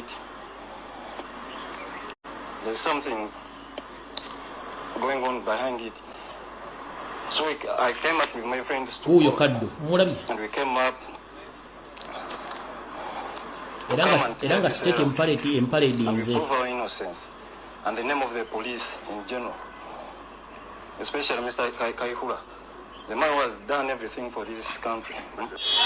Fano Kaddu agamba nti yabaddako okutusibako obuvune era ye Kaddu NUP era drone yayo bagamba Kaddu miliyoni zino tano soko ziteke waka etugenda kwa mine emira Amerika atano tuba tukujja ku stage w'okulira tukutwale tweminde tugenda okukola tulaye government tugirabise eraza ne before nga bakutumye ku stage yo olina okumalina ku ngammeka nga 3 oba 4 bano bakansa betwalunda balaba nuupu abatatuko genda ku social media omanyi bagezi nnyo social media bagezi nnyo kati kubeekola kali yakulabisa wemenya nti Kaddu omanyikiddwa yakolebwa ekibiina kya NUP lwaki gavumenti yali agadde okukwata mwesigo labano kulayije yali mutuju yayita ekibizo kubeera mu bukiiko kulayije ena nyibadde nga asala ebyayi kyokka gwaleese Kaddu afronti ngono mwesigwa ne mu 2016 wanira statement egamba witness withdrawn from Kayihura's case ye Kaddu ate the same Kaddu aze mu 2023 nga 2016 gali musango wa Kayihura uyu ngira ba mu stage nze uyu and act as a complainant. The case with saga the police brutality era bayira ba stage nze the lawyers were behind it, they just forced into it. But what I uyo Kaddu mumulabi uyo Kaddu mu 2016 uyu there is certain force behind it. There's something going on behind it. So I came up with my friends to go omulaba Kaddu uyu and we came up to come and clear this error and we prove our innocence and the name of the police in general, especially Mr. Kayihura. The man was done everything for this country. Fano Kaddu agamba nti yabaddako okutusibako obuvune Kaddu mbu yaddaga okutusibako obuvune NUP era drone yayo bagamba Kaddu miyo kwegamba Museveni bw'otulaba kama tumutuyita mbuzi nabagamba boda zonna 70% kubera kuba state kati kaddu olese mwese kanzize kama simu tusigaze dakika 15 zokka kati kaddu mukulu kaddu one bakwatirawo kati ekoti ya Kisekwe guddwa okukaddu tukunoonya mwenna abali mu Kampala n'emirirano omusangira ku kaddu kati koti y'abantu emunoonya tukoyo bufere. Hello teacher wangi okulamusizza nnyo teacher nange mama bwenti yitambwangu nga mayiga wakabako obutuwa dakika 2 Yes, kati teacher njagala kwogera ku kya Sseggona. Teacher watugamba dda ebintu ebyo bigenda byeyalinga bikomawo bukomi physically ffe tubirabeko kati tetwewuunya Mayiga walabula president b'omugamba Mayiga oyo loyo omupya Sseggona n'abalala ffe tulinza appearance ffe twakakasa dda tulinza appearance kati kintu kyeyayogedde gundi omulabira ddanga ebintu bye baagala luli gundi oyo mugani Mpuuga yagamba mbunowulira omuntu ng'agamba mbu kabaka agenda ajjanjabibwe kabaka talina abantu bali supposed kumutwala n'olyoka owulira abantu nga babeera ku social media baleekaana kabaka ajjanjabibwe kati essaawa zino Sseggona ayogedde n'agamba singa okyaza oyo abantu tulina mu nuupu abanankani abalabe emisoto egiri mu nnyumba giba mibi nnyo pulezidenti emisoto egiri mu nnyumba giruma gibeera n'obusago obw'amaanyi nga girina ensinziro ezisobola okukwata pulezidenti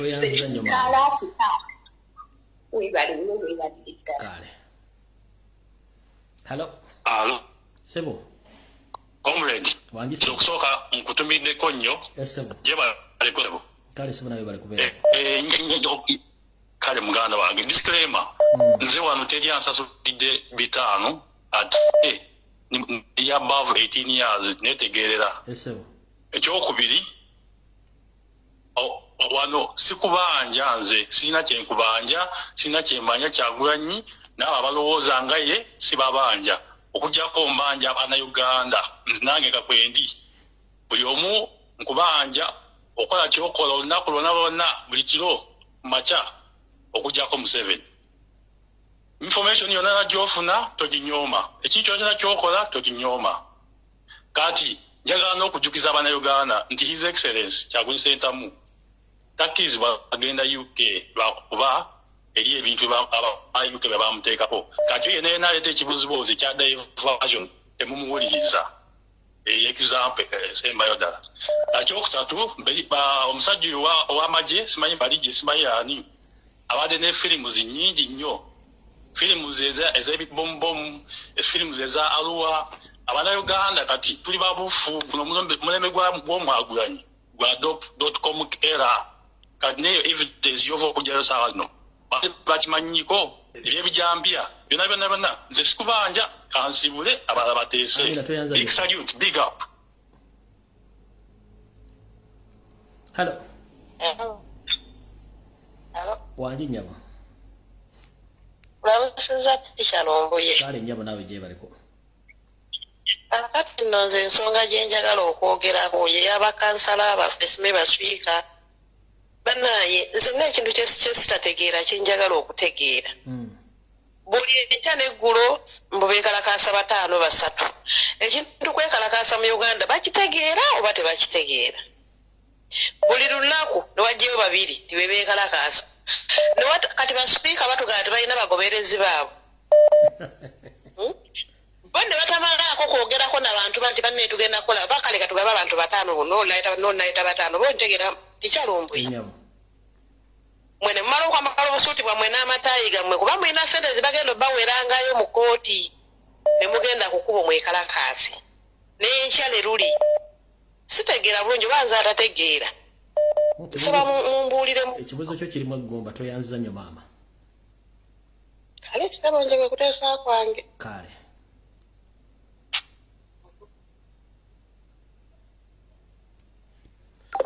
Phyllis Kulaije ngendo okuva ku video eno nga video yoyo jotali n'abayayo mugijjeyo ku mutimbagano nga mwetondedde eggwanga ne kaddu ono maguja ya Anet eno gye bayita bugumu omuntu ena akuba ku direct call omala biseera byo.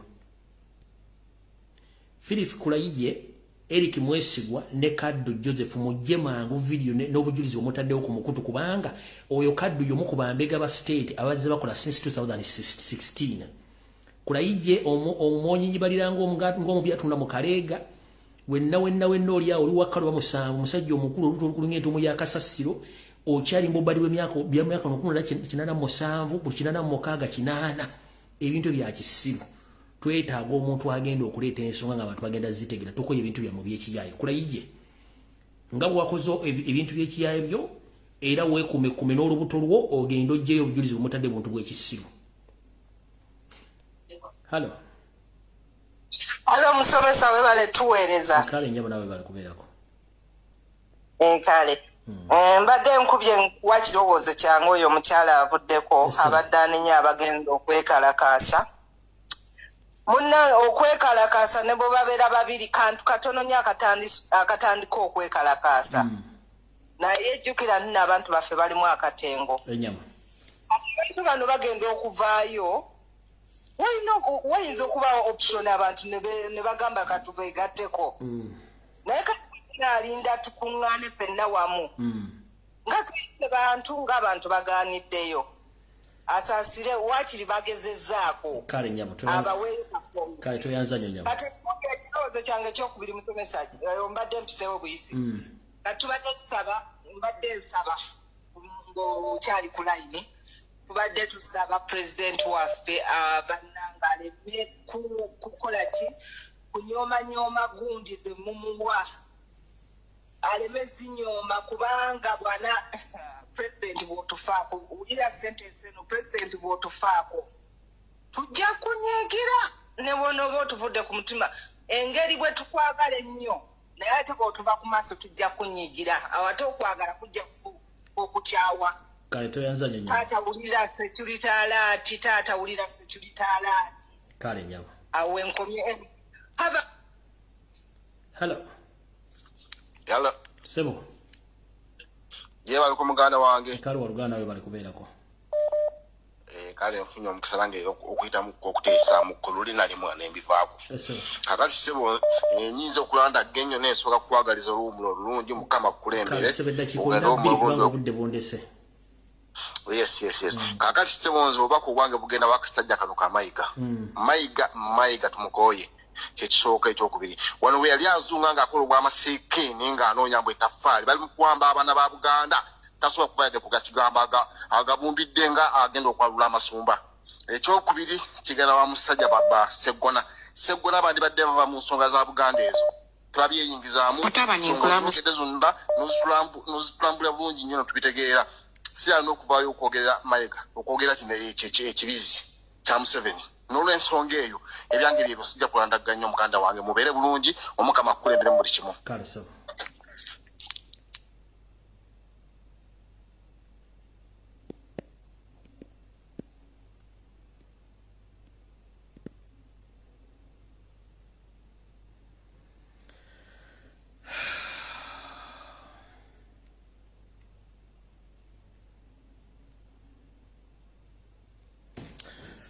Bannange olw'ofunda lw'obudde ndowooza munzikirize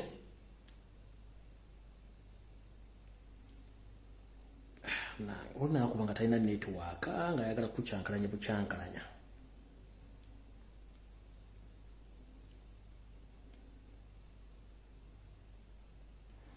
Direct call speaking wa direct call kina kibagamba dda. Nabagamba speaking a direct call no waliwo nesimu waliwo simu gyenjagala okuba wano just yokka yebesemba yo njiwadde dakiika 2 then tulyoka tugende nyinza okuba nga alina kyagala otugamba sigeze dakiika 2 zokka dakiika 2 zokka nte video eno sebo mukolo nombe wangi sebo yabalako sebo kale sebo nkuwadde dakiika 3 zokka tumalize programu eno. sijja kwogera amanya gange naye gwomanyi kati njagala batuwuliriza bategeere ebyemisumaali bajukiremu bakomeka flashback amabega ebyemisumaali balamu bya parading nga byankomawa kati kyekimu na bino kyekimu na kino n'ebyemisumaali enjawulo tewali okujjako abantu bo beerabira. Point y'okubiri balina okumanya nti Kulaije ye political commissar. Omugaso gwa political commissar gwe gwa pokopoko. Political commissar mu majabira moto wa pokopoko.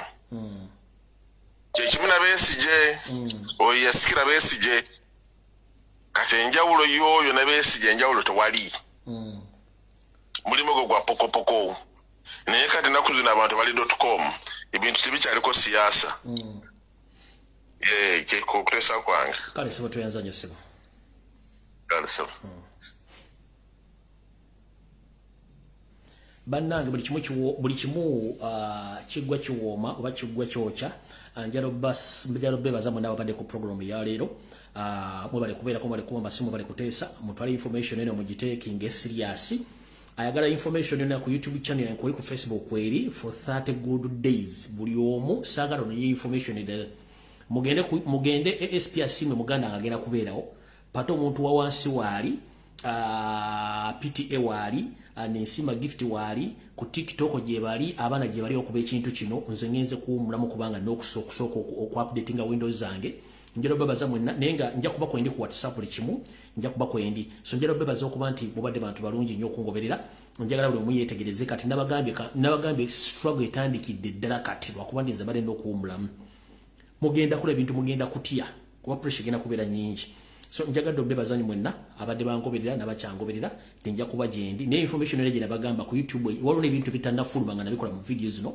bigenda kubeerayo so omuntu yena ayagala information ojja gisangayo ku YouTube mu video zonna zenzize nkola gye tennafuluma n'endala so video yono omwami ngenda gitaya ku Facebook eyamwesigwa Phyllis Kulaije nga nina bugisimu fundize jjayo video gy'okoze olwalo n'abayayi bannammwe kuba ngenda postinga video ng'obujulizi ate manye sasa nirode ku social media mujja kyemanya Felix Kulaije ojja kyemanya n'obuyayi omwe eno.com era abantu balina information oba tumanyi nti bijja kufulumira 2016 omusajja gumuleese eri mu 2016 kale bane mukama bakumira takumira mpeera buli agala information ginoonye mukama bankumire nkoze decision mwenze bwe nkola decision siria bintu byange bwafulumiza ekigambo nkigumirako kantekinge Saturdays off media ne buli kimu nja kuba nkiraba mukama bakumira takumira mpeera tujja kusinkana olunaku lwonna abankuumire mbaagala nnyo